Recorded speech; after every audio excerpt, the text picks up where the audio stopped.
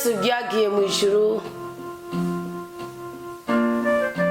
izina ryawe ryeranda niryubahwe mu buzima bwa twebwe ubwoko bwawe.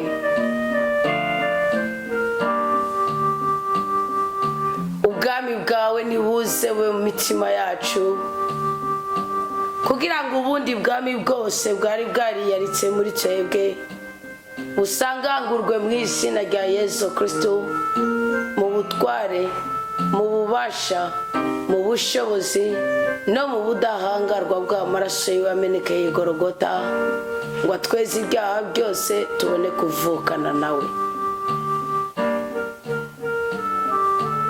Ubwami bwawe Mukama nibuze bukore ku mitima ya twebwe abarundi n'abarundikazi, twebwe abana babisobanuke aho turi ku mpande zine z'isi, kugira ngo mu bitunanije byose, mu bituruhije byose, tubone ukugira neza kwawe. Ubwami bwawe nibuze bugira ububasha, bugira imbaraga mu buzima tubayemo muri uyu mwanya. Turemera, turavuga kandi turashinga inaye ko ubwami bwawe ari ubw'amahoro. Nibuze bukura amahane mu mitima yacu, mu miryango yacu, mu mibereho yacu, mu gihugu cyacu, ndetse no muri Ecclesia, umuryango w'abubaha Imana. Ndemera ko ubwami bwawe burangwa n'ubutungane. Turinde Mukama akarenganye yo kozana na hose. Duhangaza ubwoko bwawe, uduteture mu makuba y'ubwoko bwose, maze ubwami bwamaze kuzana iterabwoba muri twebwe, ngo turapfuye, ngo ntituzoramba, ngo ntituzorongora, ngo ntituzorongorwa, ngo ntituzobyara, ngo nta gikundiro, ngo nta byishimo, ngo nta mahoro, ngo nta mugwiza, ngo nta mugisha, usangangurwe n'ubutware bwa mutima wa mweranda azana ituze mu mitima yacu. Ubwami bwawe nibuze bukorere muri twebwe, twiyumve ko turi abana bamushobora byose. Ubwami bwawe nibuze kugira ngo twihishe mu gitutu cyawe we rudasumbwa. Ubwami bwawe nibuze kugira ngo abari wowe umurikira ibirenge byacu. Ubwami bwawe nibuze kugira ngo ibyangiritse muri twebwe bikundike. Ubwami bwawe nibuze kugira ngo ibyononekaye muri twebwe ibisakuru biduteza impanuka z'umwuka, ibisakuru biduteza ubusambanyi, ibisakuru biduteza umujinya, ibisakuru biduteza amahane, ibisakuru biduteza agahinda, ibisakuru biduteza amanyama, ibisakuru biduteza ubushirasoni, ibisakuru biduteza ugutukana, ibisakuru biduteza ukwiba, ibisakuru biduteza akaboregwe, ibisakuru biduteza kubura amahoro, ibisakuru biduteza indwara z'uruherekerane, ibisakuru bitubuza kubaha Imana, ibisakuru bitubuza kuvugira Imana, ibisakuru bitubuza gukorera Imana, ibisakuru bitubuza kwiyumva ko turi twebwe, ibisakuru biduha kubaho duhigana abandi, kubaho tutisobanukiwe, tubikugwe ko kubw'ubwami bwawe bwaje kwiyubaka muri twebwe. Ubwami bwawe nibuze kugira ngo amaboko yose ahagurukiye kuvuna bari yatangura kuvunika. Ubwami bwawe nibuze kugira ngo akanwa kose kasamiye kuvuma bari ko gatangura kugoma. Ubwami bwawe nibuze kugira ngo inkoti yagurutse iyo maze kuva mu bwubati kugira ngo isogoti isubireyo cyangwa ihitane mwene kuyitora. Ubwami bwawe nibuze nyaguhora ku ngoma, kugira ngo uri karahohoterwa muri uyu mwanya ave mu byara by'ingwe, uko Daniyeli wamumajije, wamuragije mu ruhongore rw'intare, zarya abantu zirya inyama gusa, nta byatsi zirya. Daniyeli yari afise inyama, ndetse i Babiloni inyama z'umunyisirayeli zari ziryoshe gusumba. Ariko Daniyeli arabyuka aravuga ati, Daniyeli muhungu w'Imana, ya Mana wubaha yagutabaye Daniyeli. Daniyeli ngo yari mugobo kure cyane, ngo arasirana n'akajwi gatoya, avuga ngo ntacyaha Imana yansanzemo, avuga ngo ntacyari kunkonekita n'intare, avuga ngo ntacyari kunkonekita n'abanyamahanga, avuga ngo ntacyari kunkonekita n'ubumara, n'ubu abana b'abantu. Daniel aravuga ati nyamaswa yahindutse umuvukanyi wanje, tinabaye umubosi wayiranyuba.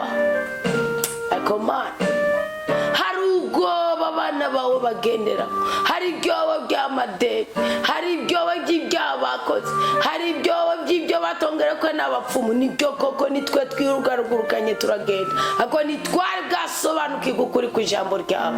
Nibyo koko nitwe twikuye impuzu tuja gusambana, ariko nitwari bwasobanukirwa ukuri ku ijambo ryawe. Nibyo koko nitwebwe twakiriye amaboko yacu turatora ibitari byacu turiyo, ariko nitwari bwasobanukirwa ukugirira neza umworo. Bibiliya iravuga muri yo ngo umworo yisobanukiwe umukiriza mu bworo bwiwe kandi ukamukirisha ubworo bwiwe. Witekanya guhora ku ngoma.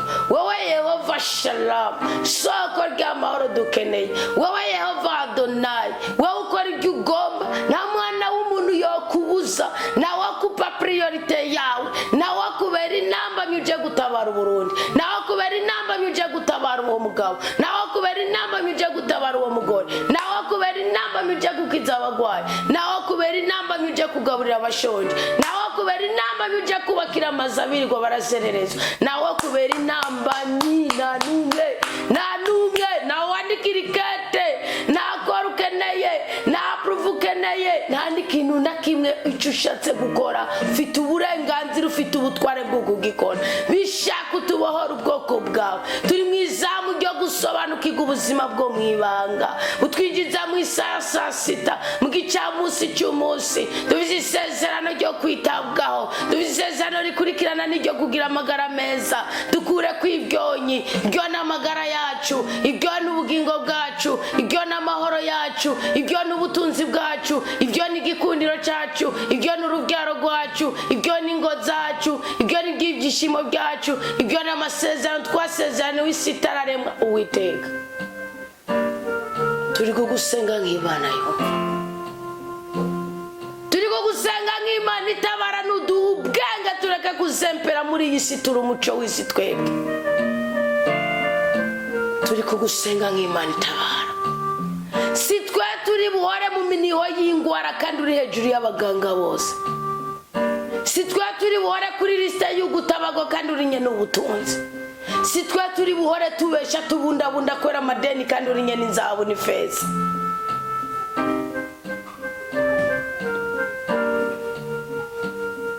Nambari ibyaha byacu amaraso ya Kristo natweza aracakora. Kristo aracicaye ku ntebe y'imbabazi iburyo bwawe, aracadusengera, aracadusabira. Turacyari mu murage wo gusabira uko Kristo w'isengesho Kristo yagize agasabira abamwemera n'abazomwemera. Turamwemera, turamwemera, turamwemera, turamusenga, turamuninahaza, turamushimagiza, turamukengurukira cyane rwose. Kristo mukunze mwese, hayagwa izina ryawe ryeranda, hakugwaho buri kintu kimwe cyose uzuguza izina ryawe aho duherereye.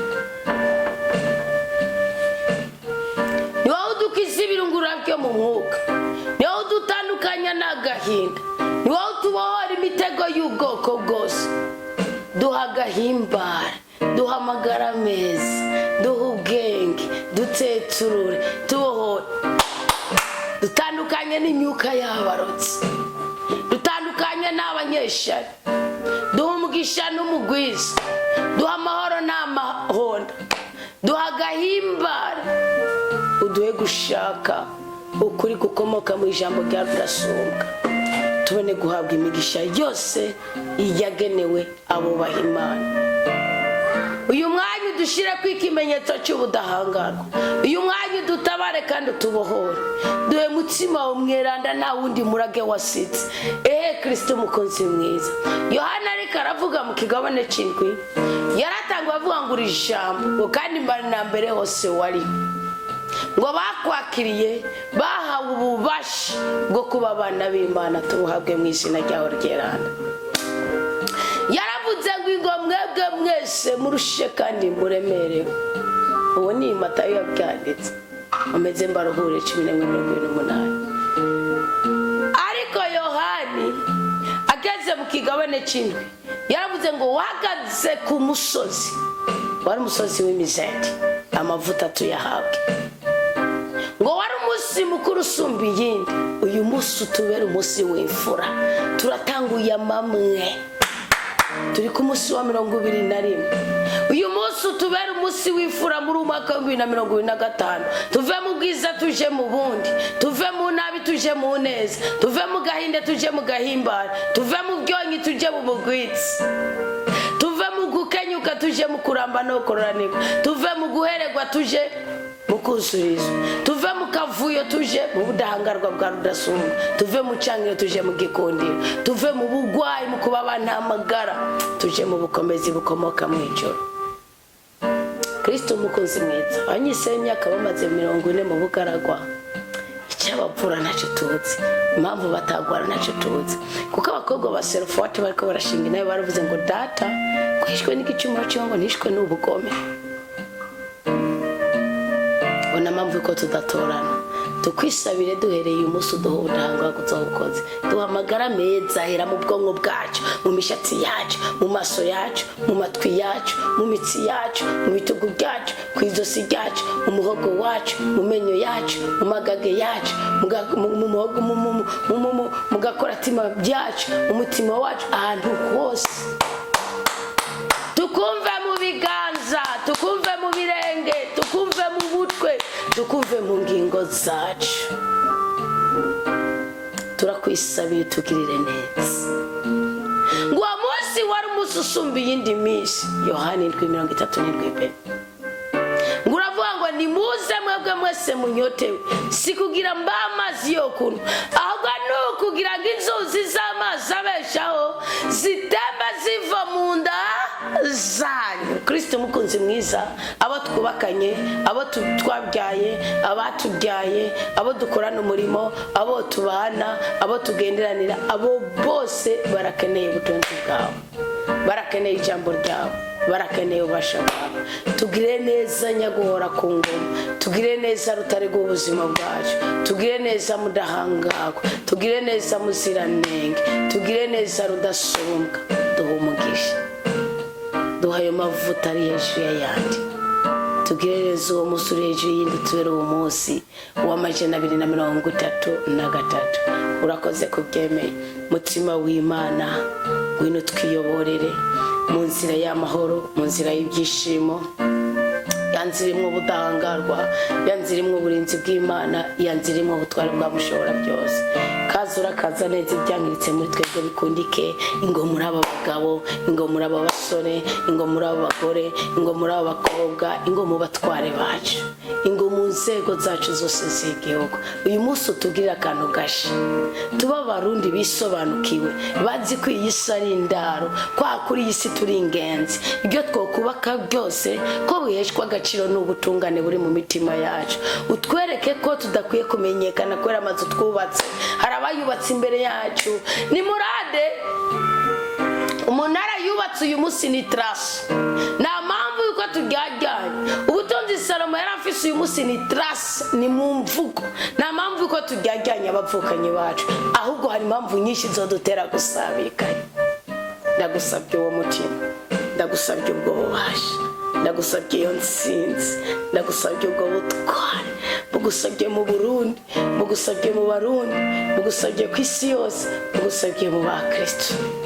Duhe kumva ko agaciro kacu ari uko twaramwica Imana dushaka ko cyane cyane mu kugendera ukuri, ubutungane n'ubweranda tukiri kuri isi y'abazima mu izina rya Yesu Kristo duhabwa umugisha.